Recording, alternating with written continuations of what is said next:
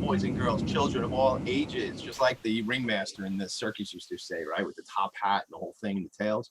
It's your boy, the nonprofit sector connector, coming at you below the roof. It's a rainy roof today, in fact, here on Long Island, but below the roof, above the second floor, every single Friday morning, you'll find me in my attic. In fact, all the time you'll find me in my attic, because that's where I am all the time these days. It's a year and a half in the attic, so it's always nice to have visitors in the attic. And Dr. James Powell is here, so thanks for visiting, James. We'll jump into the conversation a bit, but it gets lonely here in the I'm so lonely sometimes. And I'm not going to sing, gang. It gets lonely here in the attic, and I always love bringing my friends in the nonprofit sector. I've told you this for 26, 27 episodes, 26, 27 Fridays in a row, that I believe that the nonprofit sector makes incredible impacts every day.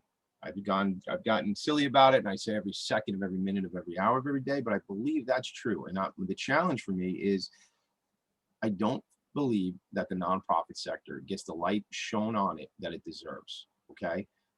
There's social services organizations, there's charitable organizations. These organizations, I say this, who does the work if the nonprofit sector doesn't? I don't think the work gets done. And this is what I'm passionate about. So I believe that amplifying the message for nonprofit organizations is my mission. It's my personal mission. So every Friday, I would ask for you to join me here in the attic, or on talkradio.nyc, or on Facebook, Talking Alternative Broadcasting, so you can see what we're doing live. If you're watching us or listening in on the Facebook, by all means, drop us a note, drop us a question. We'll try to address that during the show today. And then after the fact, our shows will appear on, my show will be on all your podcast platforms, so you can check it out after the fact. So really, without further ado, what I want to do is I'm going to read a bit of background on my guest today. I've learned something in the last few weeks, and it's listening to other shows and other podcasts. And you know, and I do a lot of networking. You know, I'm the nonprofit sector connector, right? So I do a lot of networking, and reading someone's long bio is not, I think, the best way to have that story told. I think it's best told from that person. So I'm going to do a little bit of basic stuff for Dr. Powell, and then I'm going to have him really tell us the story. You know how this segment works. You know, we talk about the leader, the nonprofit leader, what their background is, how they got involved in the sector, what some of their interests are in the sector, what they're passionate about. We go into the programs that the organization is running, and then as always, as my favorite is, how can you all who are listening, how can we all help through our relationships? How can we help these organizations? What do they need? Board members, volunteers, different things like that. More to come on the volunteer side, hashtag 60 days of service. I've decided, if you haven't heard it yet, between now, it's July 9th. I've done one of 60, so 59 days of service to go. I got one coming up tomorrow at the book fair is out on Long Island. Next week, it's the Allied Foundation. I'm going to be working with Heather Edwards. Both of those organizations have been on the show. I've been working with Heather, putting pallets of diapers together. So my kids are out of diapers, but I'm going to be surrounded by diapers next Thursday, and I'll record and take some photos of that, because I'm really trying to drive home the importance of service for you all. And you know, it's not about me. Wow, look at Tommy D doing 60 days of service. It's like, wow, what could I do? What could be the impact for me getting involved with service? So 60 days of service, we'll talk about volunteers, but back to what I was saying there, you know, what does the organization need? Maybe it's donors, maybe it's volunteers. We'll get into that later today. So I'm going to read a little basic information here if I can. And then Jim, I'd like you to really take it away of your background. So before I even read this, I haven't done this yet. We're 4 minutes into the show. I like to do two things at this point. I like to say, welcome to the show and welcome to the attic. Jim Powell, how are you? Well, great. It's a pleasure to join you and Tropical Storm Elsa on this wonderful Friday. So thanks for allowing me to join you guys. Yeah, I appreciate it, man. Listen, let it go, Elsa, because Elsa put 2 inches of water in our basement that we got to go deal with after the show today. So my wife's down there with the broom and 4 kids trying to figure out that whole thing. So, you know, my daughter loves Frozen, and you know, she was excited about Elsa coming to visit, but you know, it's a little messy down there right now. So I'm glad you're here. So I'm gonna just kind of read directly off of the website, which is lishcare.org. Long Island Select Healthcare is the organization. Dr. James Powell Jr. is Chief Executive Officer for LISH. Dr. Powell is board certified internist as well as medical doctor for both DDI and UCP of Suffolk. So those are organizations involved in the IDD space, which I know we'll dive into today. He's been a member of Options for Community Living's Incident Review Committee. Yolanda Urbano Gross was on the show about a month and a half ago. So we got a lot of friends in common, that's for sure. And he's been on that committee since 2012, and he performs a critical role helping the organization review and monitor serious events and trends. He's also currently on the staff of Mather Memorial Hospital, St. Charles Hospital, and Peconic Bay Medical Center. Born and raised here on Long Island. I want to know where. I grew up in Franklin Square. I live in Glen Head now, but I'd love to know where you're from. Attended Binghamton and made it back to Strong Island. Fan of the Metsies like your buddy is, and has a wonderful family here as well. So, Jim, why don't you kind of tell us the real story? You know, we all put these beautiful bios together, and they're appropriate because we need to have them. But how do we get to know who you are and what drew you to the service work in the sector that you're involved with? Well, thanks. I guess I'll start with my trip back to New York, starting private practice in the early 2000s. Seems like a long time ago. And it was a wonderful, wonderful private practice. And at the end of that 3-year period, I was up for partnership. And I wanted to see what else was available. So I fell into a job by dumb luck, becoming the medical director of DDI at that point in time. They had health centers that provided services throughout Long Island. And I thought I knew about patients with intellectual and developmental disabilities. I thought I knew about people who had obstacles to take care of, but you realize how little you know until you're really, thrown in this. And one of the things that was really exciting is I love patient care. It's really I call it my fifth child. I love taking care of patients. But the opportunity to take care of people and teach and train and have more of an impact, became really more the fire to kind of get things going. And what I tell people is one of the first aha moments for me was probably about 3 months into treating a patient with autism, young man, 21 years old, came into the office for ear pain, nonverbal, unable to communicate and tell us what's going on. So, I went in there with my metal otoscope and I said, let me just take a look at your ear. And he hauled off and hit me in the side of the head. This is an adult. Right. It hit me. Great shot. Really nice shot. So, and I was happy that I didn't fall on my down. I was still on my feet. But that was my little aha moment. He did the right thing. Yeah, he felt attacked, right? Right. He's got ear pain. I'm going to shove this metal instrument in his ear where he's already in pain. So it was at that point that I said, well, how do I look at the way I deliver care, the way I look at care, the way I look at the people who need care, and kind of revamp my thought processes and revamp the way I was trained and help train others to do that type of stuff. So I got heavily involved in trying to figure out who the experts were in the field. And as you can imagine, in the IDD world, there really are no experts. There's people who have experience. So I quickly had to become an expert, or at least more knowledgeable in the field, through experience. Got very involved with an organization called the American Academy of Developmental Medicine and Dentistry, which is a national group. So I was on their board. I've done a lot of lectures. I decided to lecture on things I didn't really know about because I figured by the time I did the presentation, it would give me the experience and the knowledge to talk about issues related to individuals with intellectual and developmental disabilities. So that was kind of the way things kind of morphed for me, and real love, where I was going to do this position maybe for 3 years until my restrictive covenant was up in my private practice, and go back in and tackle the private practice world. But I fell in love with the nonprofit world. I fell in love with the idea of doing more than just treating a patient. What does that mean? More holistic. Yeah, I'm sorry. Oh, holistic. But what does it mean? Still doing more than just treating a patient. I find a lot of my nonprofit friends, in a vacuum, most people don't go into nonprofit work to get rich, period. That's just a blanket statement that I'll make. And that's not, I didn't get that out of the journal, everybody. That's something I said. So, if you're going to check my stats, that's just the Tommy D thing, but I think it's true in a lot of cases. But in hearing what you're saying, I feel you're drawn to this work because you're making more of an impact, quote unquote, maybe than just serving patients. Not that that's not an admirable profession, but you're making more of an impact. Is that what you're saying? Yeah, we never, most training, whatever field you go into, it's not an integrative approach to care. And so, as we morphed into our new organization, Long Island Select Healthcare, we really changed our thought process about really thinking about wellness, so that no matter who comes into my office or into our centers, that we're conscious of their financial, their social, their medical, and their behavioral wellness. And they're all integrated, they're all connected. And just because I give someone a blood pressure pill, I'm not fixing a problem, I'm putting a Band-Aid on the wound, and I may not have paid attention to what the cause of all this is. Thank you. Can they pay their bills? Do they have access to the care? Do they feel safe? What are the other obstacles? Who's the caregiver that supports them? So we've had to luckily reevaluate how we deliver care, which has opened up our eyes to other opportunities and how we create partnerships and look for growth models for us to really change the needle for quality.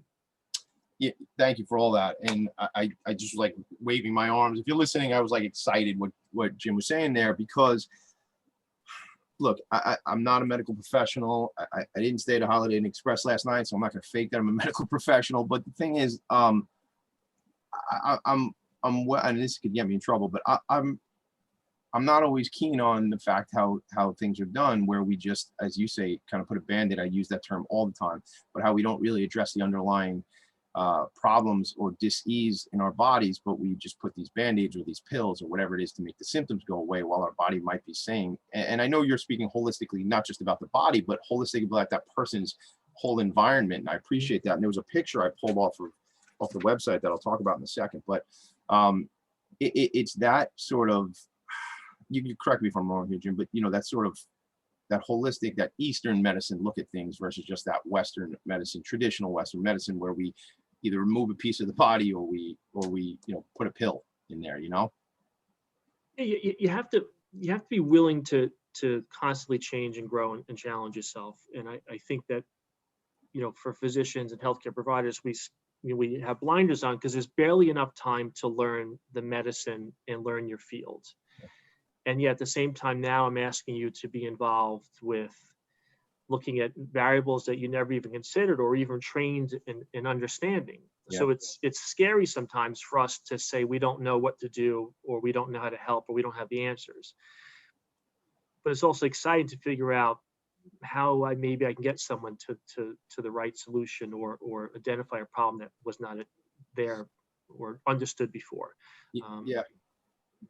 You opened up my eyes even in just that brief answer there, because, I can get up on my high horse and my soapbox, because I didn't go to medical school, and I can just kind of say things, right? Like I go, this is my show. I can say whatever I want, but kind of is, but it's, but I could say those comments, but then you open my eyes to be more thoughtful about that conversation and say, yeah, medical professionals learn so much on the medicine side. To your point, you can't always fit in the extra expertise and exposure, not to mention, involvement of whatever malpractice and on that can be involved with and the cost of medicine and things of that nature. But, I find that all an interesting dialogue to have, where we can continue to evolve and continue to grow and continue to learn as those in your field and those of us who are really just the customers and clients of that. So I told you this last night. We spoke, Jim. Our breaks are going to go quick. The show's going to go quick, and before we know it, I'm going to be like, "Will you please come back on another show?" Because there's so much more to talk about. So that kind of is my way to say we're about to take a quick break. When we come back, what I really want to talk about is I want to understand what was the catalyst that these other organizations said, and you involved obviously in this formation of this group. And I'll read something quick when we come back about Lish. But I want to talk about how that happened. What were those dialogues, and who said, you know what, we actually need this integrated center separate and apart from our organizations to handle the needs of clients. So if we can talk about that when we come back, does that sound good? That's great. All right, good. It is Tommy D, your boy, the nonprofit sector connector, coming at you. I love when I say that. Coming at you from the top of the house, in the attic, having a good time on a rainy day. Jim Powell's here from Lish. We'll be back in 2 minutes. Stay with us.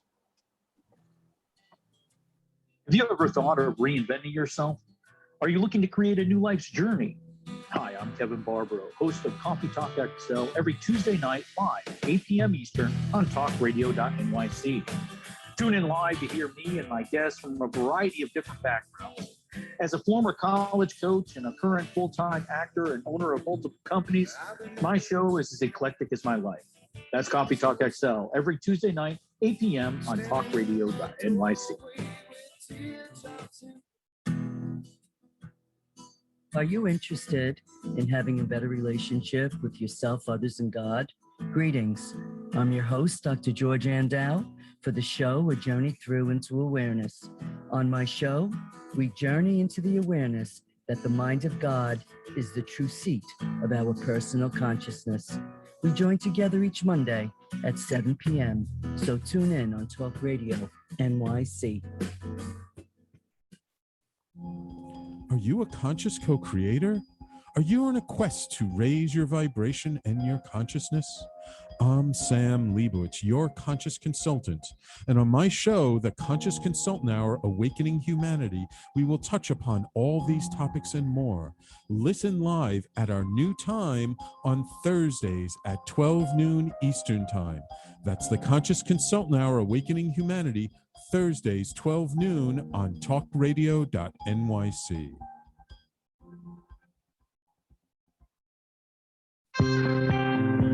You're listening to Talk Radio NYC. Uplift, educate, empower.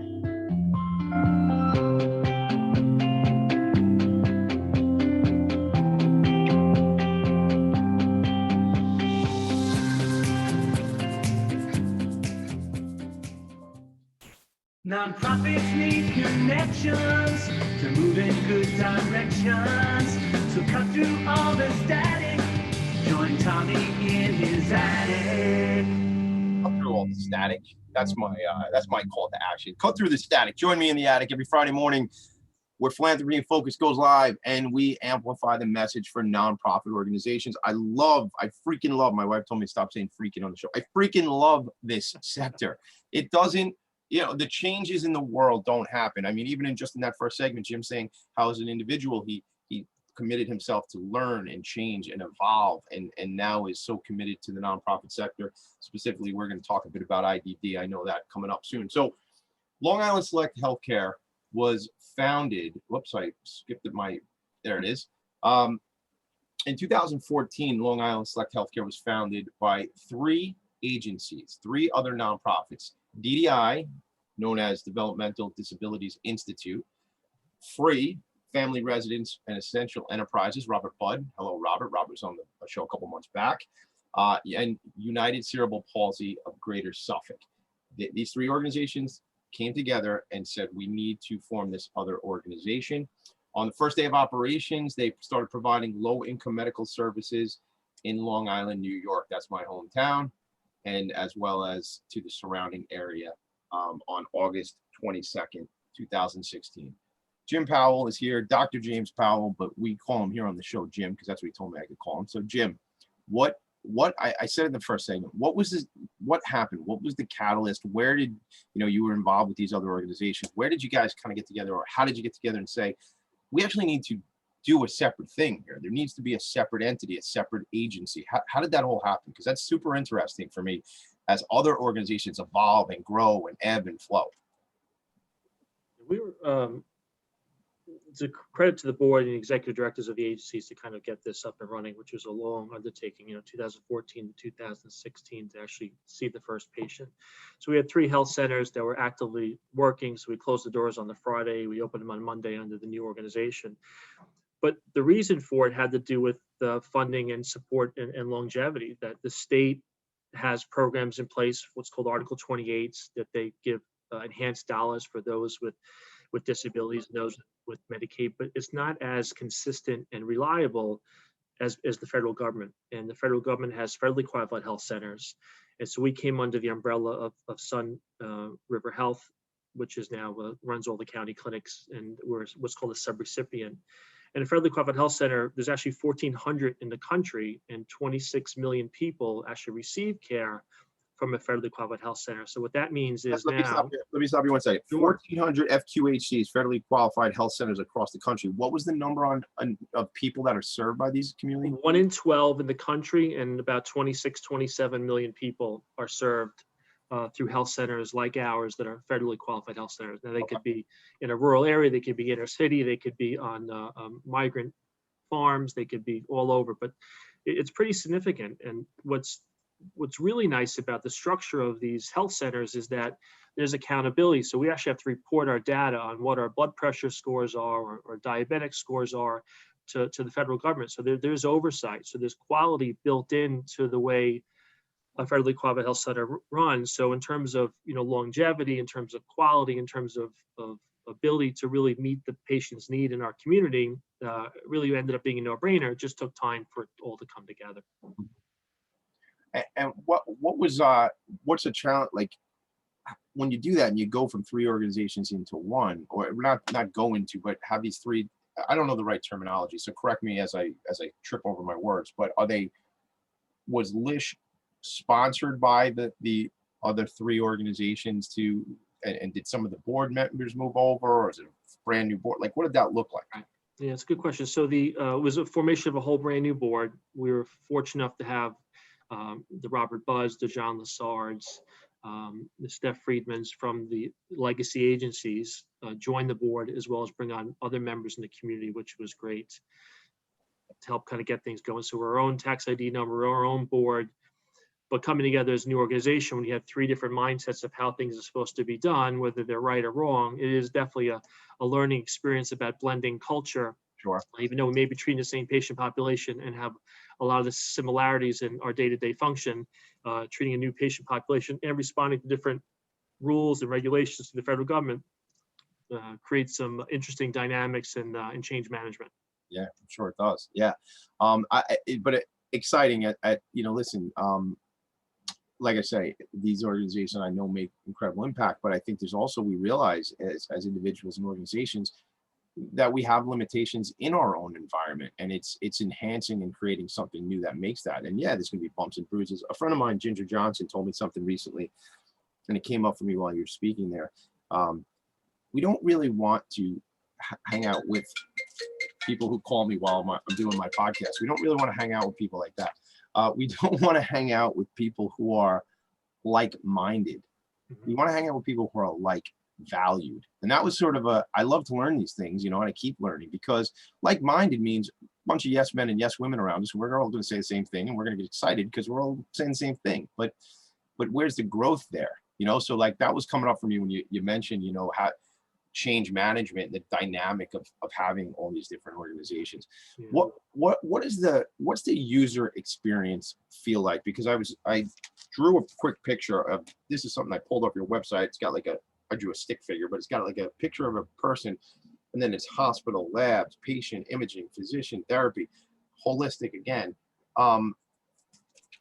What does that feel like to somebody who comes to visit one of the centers, one of the locations? I think it starts with the understanding of what we're capable of doing, how many services we can provide. So for example, we have about 16 different services. So it could be medical, dental, PTOT, speech, allergy, dermatology. There's a significant amount of services. And one of the things that we are very clear about is, regardless of your ability to pay, we will see you. So there's sliding scales based on poverty levels. Medicaid is our most common insurance that we accept. Medicare, a lot of the Medicaid HMOs. So it's a welcoming environment that, regardless of your ability to pay or your insurance, you're going to get the same care. Now, there may be some different rules in terms of prioritizations and where you're allowed to go for services outside our center, but we try to keep everyone the same so they feel welcomed and embraced, regardless of language or immigration status, et cetera. I think that's the first piece that we do.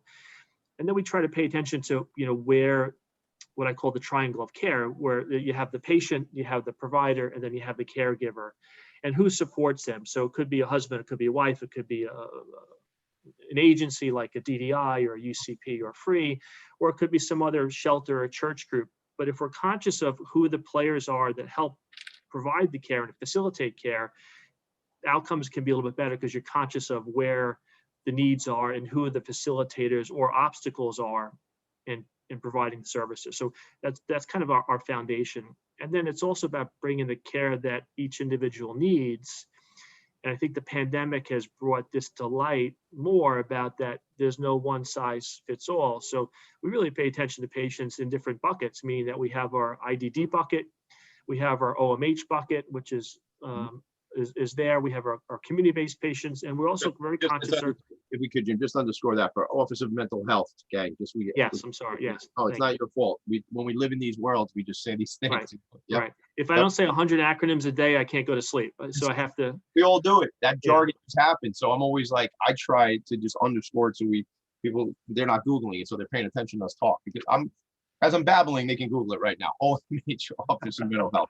So you have the IDD, Intellectually Developmentally Disabled bucket, OMH, and was there another or yeah? So and then just community-based patients, and also substance use disorder patients, which is also a smaller subset, but a really large need-based patient population. So if we can think about all our patients in the care and the models of care which we deliver, and then it's also what someone needs, because you have everything from telephone to video to brick and mortar structure to chronic care management. It's a continuum of care, and we want to really think about more quality touches as opposed to frequency of services. That's not, healthcare is not supposed to be transactional, although it is. It's supposed to be value-based, and you should have value-based propositions or value-based opportunities to really get to someone.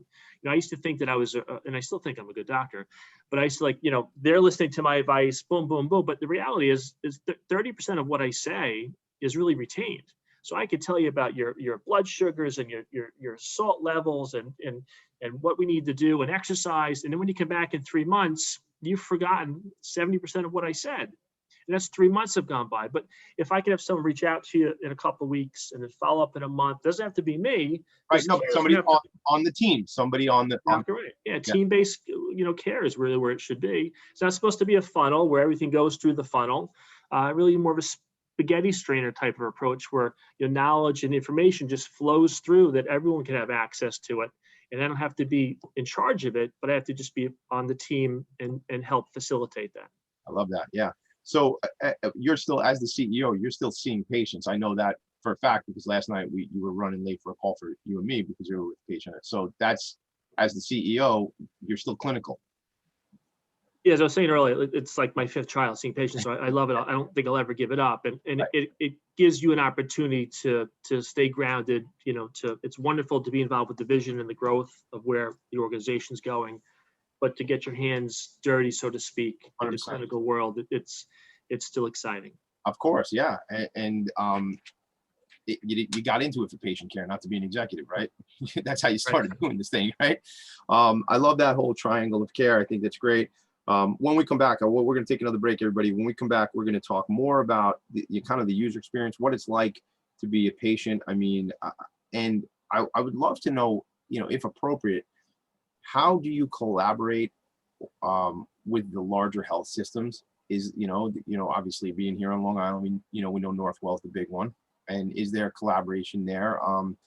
And then really, I definitely want to talk, as I said to you last night and earlier on the show now, is talk about the growth of the organization. You mentioned growth too. You said one of the things you guys talk about as a team and think about is growing the organization. So I want to know what you mean by growth. Like, does that mean more patients? Does it mean growth in employee population, things like that? So when we come back, we'll talk about growth, future of the organization, a little bit more about what Jim and his team at Long Island Select Healthcare provide. It's Tommy D, Philanthropy and Focus. We'll be back in just about 2 minutes. I'll see you guys soon. Do you feel uninformed about menopause and how it impacts on your life? Hi, I'm Pat Duckworth, women's health strategist and host of the Hot Women Rock radio show, empowering women leaders at menopause. Join me every Thursday at 10 a.m. Eastern Time, 3 p.m. UK time on talkradio.nyc for interviews with inspirational women who will share their top tips to rock your world. Hey everybody, it's Tommy D, the nonprofit sector connector, coming at you from my attic. Each week here on talkradio.nyc, I host the program Philanthropy and Focus. Nonprofits impact us each and every day, and it's my focus to help them amplify their message and tell their story. Listen each week at 10 a.m. Eastern Standard Time until 11 a.m. Eastern Standard Time, right here on talkradio.nyc. Are you a business owner? Do you want to be a business owner? Do you work with business owners? Hi, I'm Stephen Fry, your small and medium-sized business or SMB guy, and I'm the host of the new show, Always Friday. While I love to have fun on my show, we take those Friday feelings of freedom and clarity to discuss popular topics on the minds of SMBs today. Please join me and my various special guests on Friday at 11 a.m. on talkradio.nyc.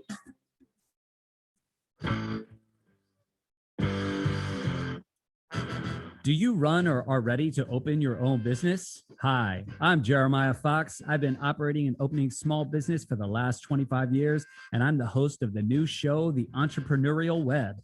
Tune in every Friday at noon Eastern Time for insights and stories on the nuances of running small business right here on Fridays at noon, talkradio.nyc.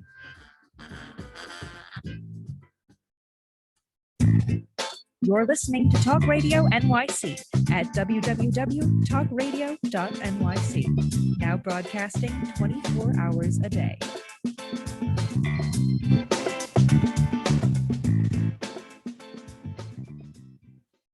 Nonprofits need connections to move in good directions. So cut through all the static. Join Tommy in his attic.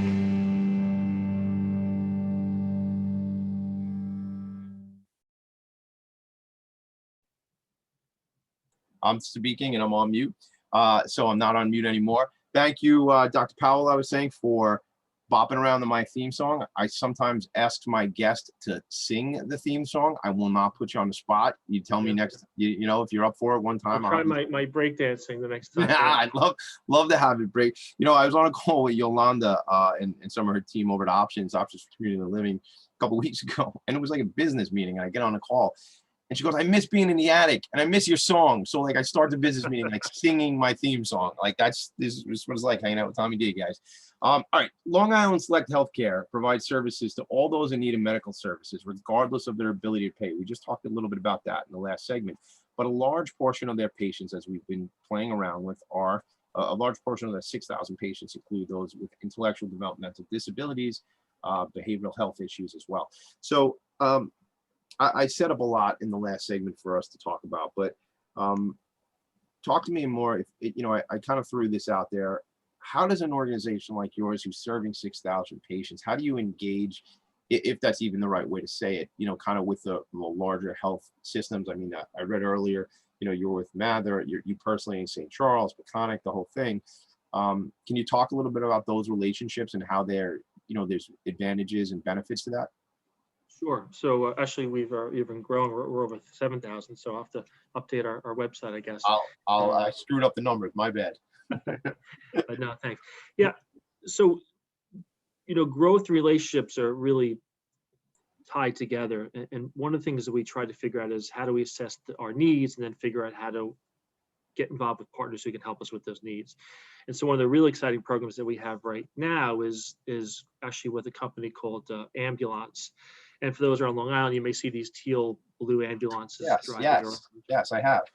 And so last year we set up a program where we realized that because of the pandemic and the lockdown issues and concerns, we wanted to deploy those team members, the paramedics, to the houses to do rapid COVID testing, to do flu shots for us, to really provide care at home, to kind of rethink the hybrid model of care, that what can be done, virtually, what can be done deliverable, and what can be done on site. And it's morphed to the point now, what we do is actually we supply them with telemedicine and virtual care equipment. So it's Bluetooth enabled technology where they go to the house. So instead of a patient calling 911 or going to the hospital and urgent care center, they call our special number. We deploy the ambulance team to the house, and then we can listen to them, diagnose their pneumonias, their rashes, their infections, and then actually give first dose of antibiotics, IV fluids, and actually even avoid going to the hospital, so that people only go to the hospital when they need to go to the hospital. Sure. And that program's been really going very, very well for us. We're very excited about that. And it's the relationship is blossomed, such that we're actually going to honor them at our 5-year anniversary coming up this October, because of the great work that they're doing. Because as you know, in the nonprofit world, it's purpose and profit. We can't just survive on purpose, and you can't just survive on profit. You have to have that blend of purpose and profit. And so to have an organization, working with us to see the needs of where our patients are and how important the work is and how we can really make an impact, and to get back to that value-based opportunity that we talked about a little bit earlier is really a win-win. And then we hope that we can morph that into the other organizations like your Stony Brook City, Northwell, so that we really are a lot more integrated. So people aren't just going to ER for something. We really are conscious of the relationship of the discharge and the appropriate admissions. So now you mentioned ambulance, and then they're a for-profit entity that you have a relationship, right? Like with them. Okay, so so if you're listening out there, I talk about this all the time. I talk about that. Where does the nonprofit sector and the for-profit sector meet? Where are those strategic alliances? This is the type of stuff we're talking about. A couple, actually, it was our last in-person nonprofit executive leadership roundtable, and it was at Options for Community Living in that big old boardroom where they got like 35 seats, and I love that boardroom because they could put a lot of people in there. And they hosted us there, and Ken Serini, my buddy Serini and Associates, the Long Island Imagine Awards, New York City Imagine Awards, had spoke at that event, and we recorded it. So reach out to me, Tommy D at Philanthropy and Phocus, PHOCUS.com, if you want access to that video. It was all about strategic alliances, strategic partnerships between organization to organization, between business to organization, the whole thing. So we can, I just remember that as a good opportunity to share about that information, because I think it's critical. It's critical for the sectors to get together, and support each other. I want to give you an opportunity because you mentioned it, and I wanted to get to it anyway. You mentioned October. Is that dare I say, an in-person gala? Is that what you're talking about? Yes. Dr. Powell, is that what you're saying? Like people in a room together? Really? We're very excited to have our event in October for an in-person. We're around 250 people, may go up to 275, depending on what the feedback is. But it's been tremendous. We have a lot of people to support. 5 years is a long time. And it took a while for us to get where we are today. We're very excited about where our growth is and all the partners, and hoping that many of those partners that we take care of will continue to celebrate with us. So Land's End and Sayville, October 7th. I should know that date off the top of my head, and Amy will yell at me if I get it wrong. I thought maybe she was there. I thought Amy was looking at you right now, like it's her birthday. We gave her, the date. Oh, that's special. Oh, well, happy birthday, Amy. Thanks for making sure we set this whole thing up. I appreciate you. Happy birthday to you. You don't want me to sing, and if you do want me to sing, call me on my cell later. I'll sing. But I wanted, if I can, just you talked about some of the partnerships, and specifically in the nonprofit partnerships. Please, yeah. And so with DDI and UCPs and IGHLs and the options, one of the things that we've realized is the burden that they have on healthcare, meaning that if someone goes to the hospital, they have to transport that patient through their vans. That individual may miss day programs, they lose a billable date. There's overtime, there's transportation costs, and so what we've thought about is when I talked about that triangle of care, that caregiver may be the options. It may be DDI, it may be free, maybe UCP. So how do we help facilitate an understanding and awareness of how they can benefit from some of the relationships that we've done? So for that deployable model with ambulance, if I bring everything to their house, if I have the antibiotics delivered, I have the x-ray done on site, I have the team there, they don't have to leave the house, then they have to worry about, schlepping them to my office in Central Islip or Riverhead or Hauppauge. And it's a staffing issue, it's a program issue, it makes a big difference. So, we're all in the nonprofit world, unfortunately, always dealing with our P&L sheets and, how we're going to pay our bills and where's the funding going to come from and what budget's going to be passed. It's just something that we unfortunately have to deal with. But if we can be more integrative in our approach, say, well, how can I help you and how can you help me? And then we could talk about, more quality than everyone's. And the most important person actually is, is the patients and the consumers that we support. I love all of what you're saying there because, there's this, I think there's this thought pattern and certainly old school about, but we're fighting over the same dollars, but really? But like, really, are we like, or can we be strategic and work together? And look, we know we can as a sector. We know we can work together and be strategic to do so. And when I see these little ambulance things in my head now, I'm seeing them, because I see them around my neighborhood sometimes. And what I'm hearing, and I don't think you said it this way, I don't talk about this much on the show, but if you don't know, we own an employee benefits agency, Vanguard Insurance Agency. We sell group health insurance and ancillary benefits with a major focus in nonprofit sector. We've been doing that for over 22 years, everybody. But we all talk about on our enrollment meetings around go to the urgent care first. Like, if you're having chest pains, go to the ER. But if you're not, if you go to the urgent care, I almost feel like what you're saying with this ambulance, it's like an urgent care on wheels, right? Like it's showing up and, can do, and then you're doing some sort of level of teledoc, you and your team from headquarters, so to speak. So you can, triage, if that's the right word, or get a lot accomplished without, to your point, free or DDI or options, getting their employees in the van, moving folks around. It's game changing.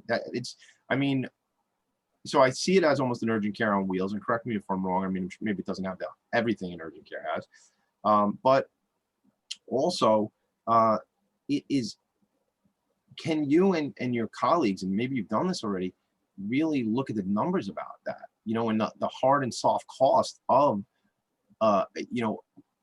ABC agencies not having their employee doing certain things, and then still having their consumer in different day programs, et cetera. And like all the stuff you're saying, how they're not getting pulled away, and dollars are not moving away from the agency, or are not just salary dollars that the agency is not spending on that activity.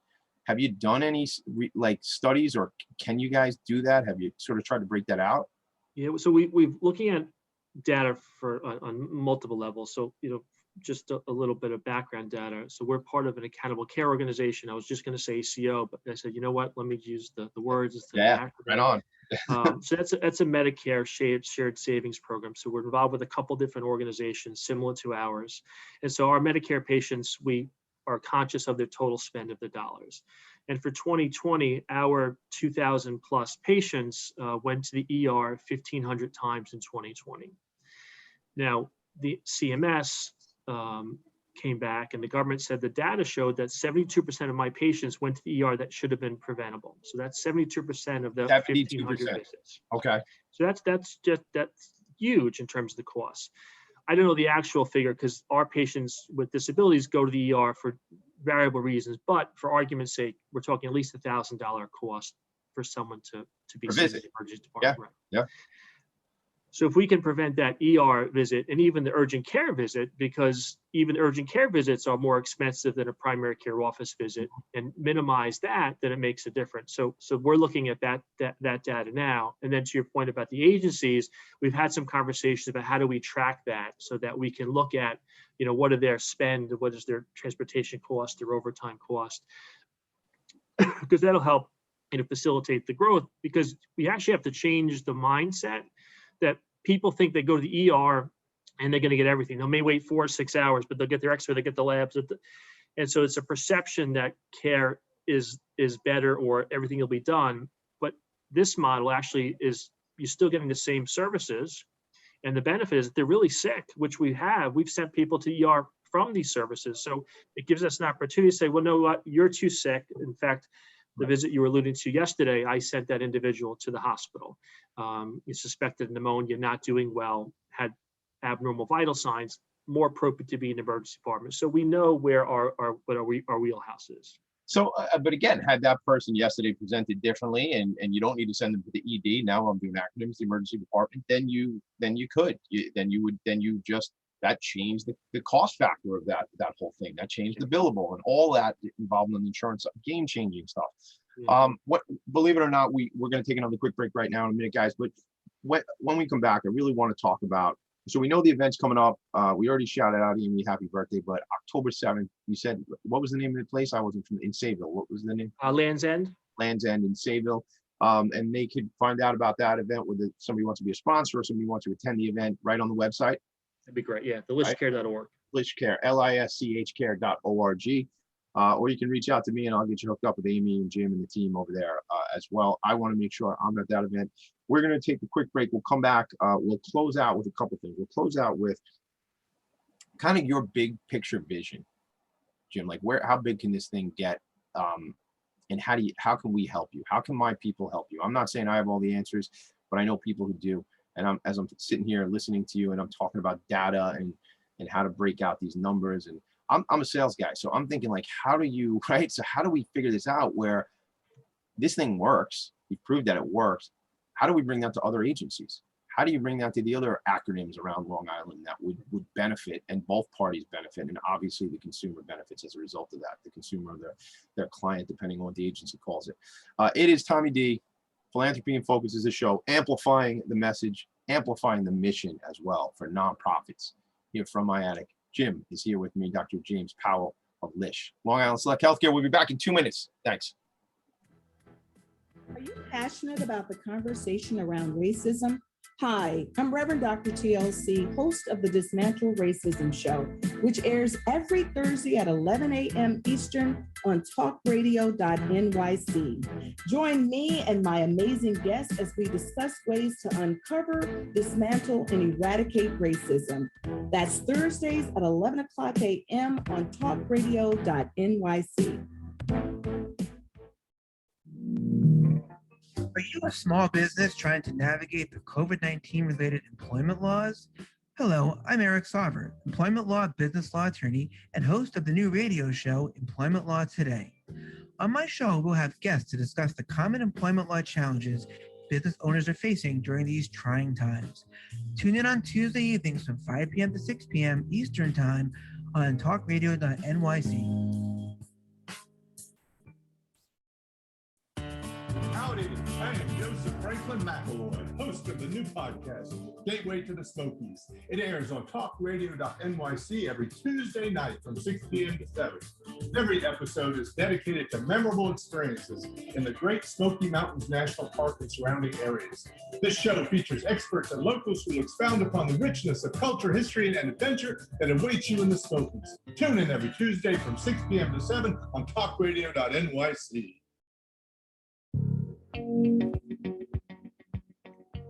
Do you love or are you intrigued about New York City and its neighborhoods? I'm Jeff Goodman, host of Rediscovering New York, a weekly show that showcases New York's history and its extraordinary neighborhoods. Every Tuesday live at 7 p.m., we focus on a particular neighborhood and explore its history, its vibe, its feel, and its energy. Tune in live every Tuesday at 7 p.m. on talkradio.nyc. You're listening to Talk Radio NYC at www.talkradio.nyc. Now broadcasting 24 hours a day.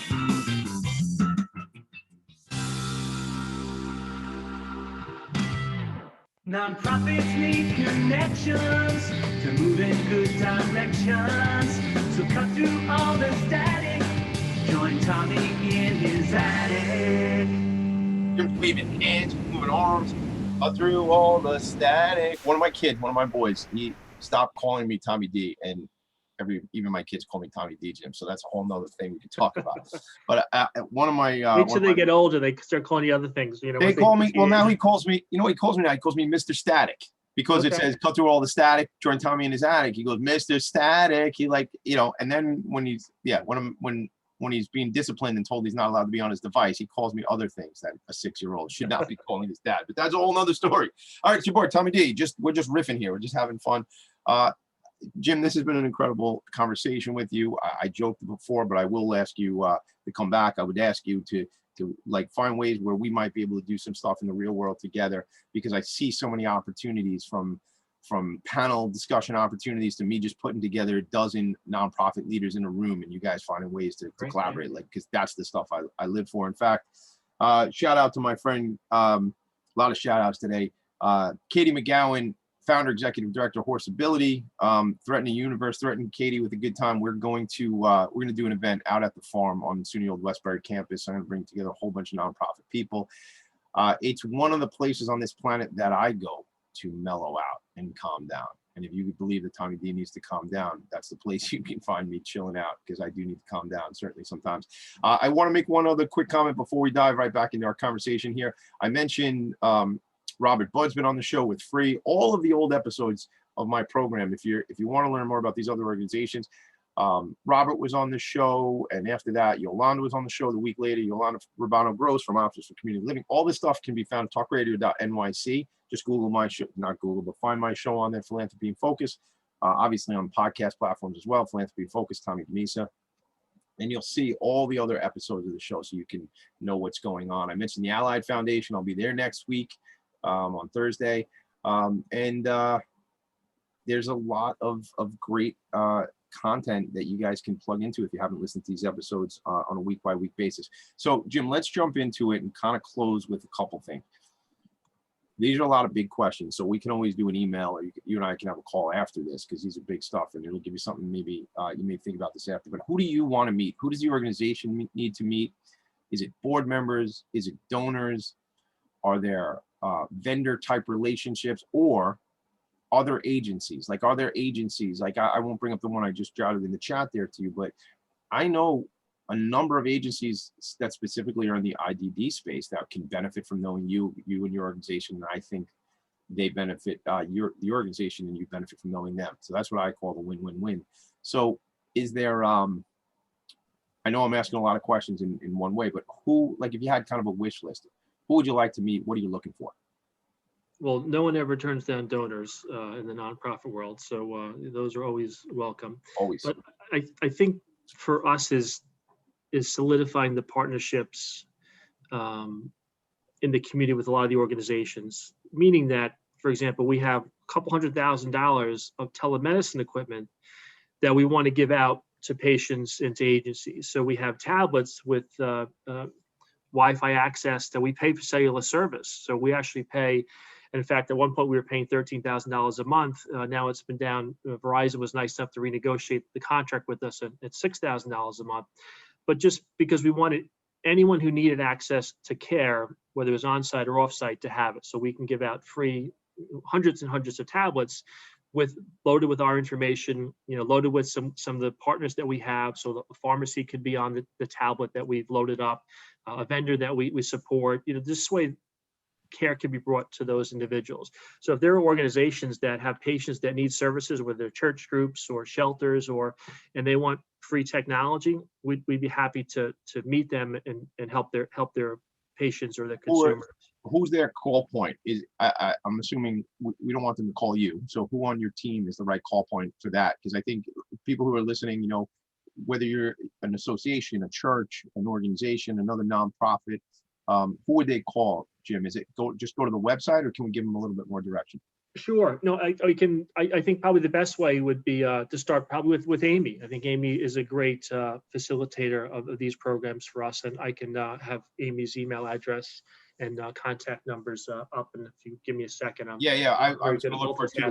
You know what I do? I shut my Outlook off during these meetings, so it's not binging and booming the whole time we're on here. So one of us will get Amy's information. But Amy's phone number is 631-650-2111. And if you call today, give her a happy birthday wish. And so give it to me one more time. Read it to me.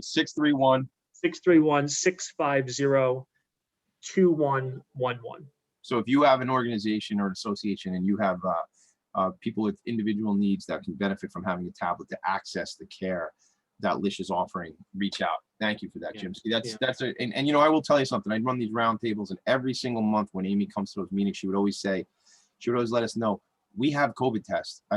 We have COVID vaccines available. We have COVID vaccines, and that's a great resource. That especially originally when she started telling us that, it was about we have COVID vaccines available if you have IDD population. And as the months went by, she was like, we have COVID vaccines available. Period. And that was what a great resource you guys are. How about the future of this organization? How big do you from a visionary perspective? You're serving 7,000 patients now.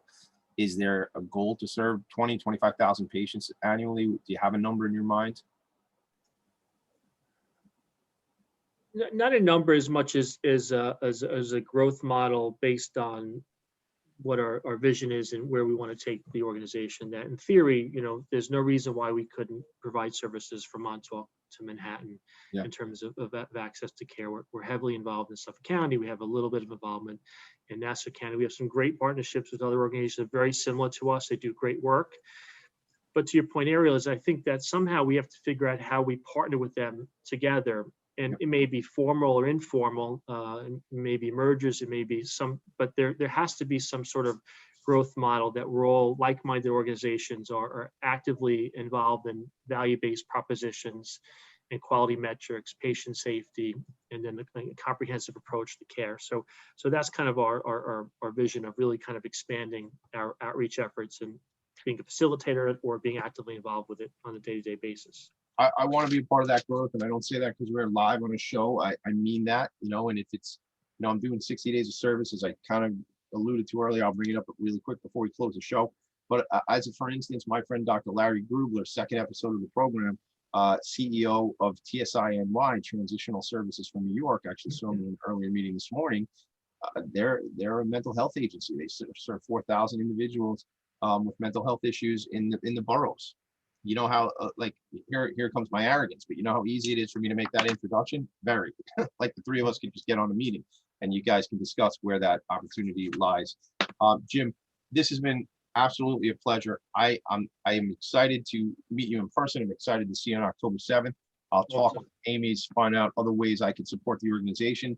I'm going to draw the show to a close. I just say thank you for being here before I close it up. Oh, thank you so much. The last thing is interns. And I know we talked about go ahead, let's do it. If students want to get some exposure to healthcare, we'd love to have people involved and train and bring it in. Got a bunch of colleges here on Long Island, right? Yeah. Cool. All right, so you heard it here first, folks. If you have additional questions for Jim, you can run them through me, Tommy D. What's my email? Tommy D at Philanthropy and Phocus. Phocus is spelled Phocus because I grew up in the 90s. We used to say fat. Plus, I like alliteration. I always say it's my favorite grammatical tool, but I think it's the only grammatical tool I actually know anymore. So Philanthropy in Focus. Tommy D at philanthropyandfocus.com. You want to find me on Instagram, TommyD.NYC, Facebook, just Google my name, Tommy Dimisa, DIMISA, and LinkedIn and all this stuff. Hashtag 60 days of service. I am doing 60 days of service before the ball drops in Times Square. Before this year ends, I've done one. Number 2 is tomorrow at the book fairs. Number 3, 4, and 5 are all next week. I'll share them with you. But follow hashtag 60 days service, LinkedIn, Facebook. Just reach out to me and I'll tell you about it. Next week on the show, Ron Anderson from Project Reclaim out of Minden, Louisiana will be on the show. Thank you very much, my friend Lysandra, for making that connection. Give you my contact info. What I'd like you to do now is stay tuned on the station here for this 4-pack of great shows. I'll put mine in there as well. So you just experienced Philanthropy and Focus. Steve Fry. It's always Friday. He's shining up his shades. He's getting ready to go. He's the SMB guy. He's coming up next. Jeremiah Fox and then Joseph McElroy. Stay tuned. TalkRadio.NYC. Jim Powell, thanks for being here. Appreciate you, man. Tommy, appreciate it. Have a great weekend. Day, everybody. Nonprofits need connections to move in good directions. So cut through all the static. Join Tommy in his attic.